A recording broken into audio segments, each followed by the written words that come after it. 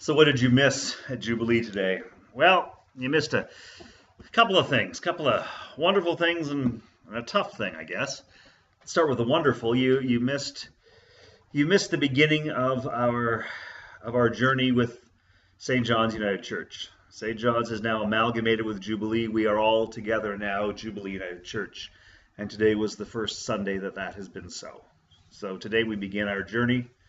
Next Sunday we will celebrate it with communion and an acknowledgement of our amalgamation. But today was the first day, and it was special. A lot more people in church than I honestly expected for the long weekend. But there you go. I was really glad that people joined us today.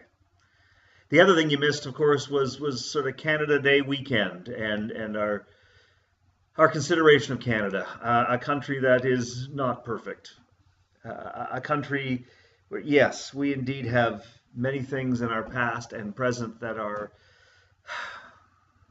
more than regrettable. They're wrong, and we're trying to come to grips with some, and we're trying to ignore others. And yet, even in the midst of that, there is still much to celebrate about Canada, about our country. Not because we're better, but because we are struggling and trying and acknowledging. And so today we celebrated. We celebrated some truth. We celebrated aspirations. We celebrated some glorious moments of the past, and we spent some time reconciling with our history and our privilege, and how we can unsettle as we go forward. We did some of that today. And then we also dealt with the story in Genesis 22 of Abraham sacrificing his son Isaac because God told him to. Abraham, the father of the faith.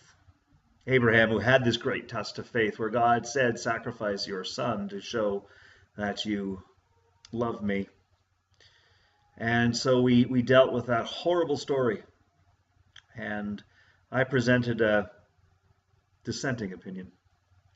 I suggested that perhaps Abraham did not pass the test, that in fact he failed the test, that God had expected Abraham to recognize that he is not a pagan God, and therefore the sacrifice of a child made no sense. That he is a God of covenant and relationship, and therefore we can question our God and struggle with God. Perhaps Abraham failed because Abraham sat back and said, well, God will provide, and God was wondering when we might provide. We might provide compassion and insight and mercy. It was quite a morning. And that's what you missed. But you can consider these things yourself. You can celebrate being in Canada and look at the challenges ahead of us that we might live together more authentically as a country. You can do that.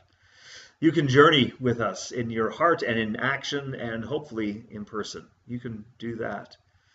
And you can consider what it is that God asks of you and how you respond.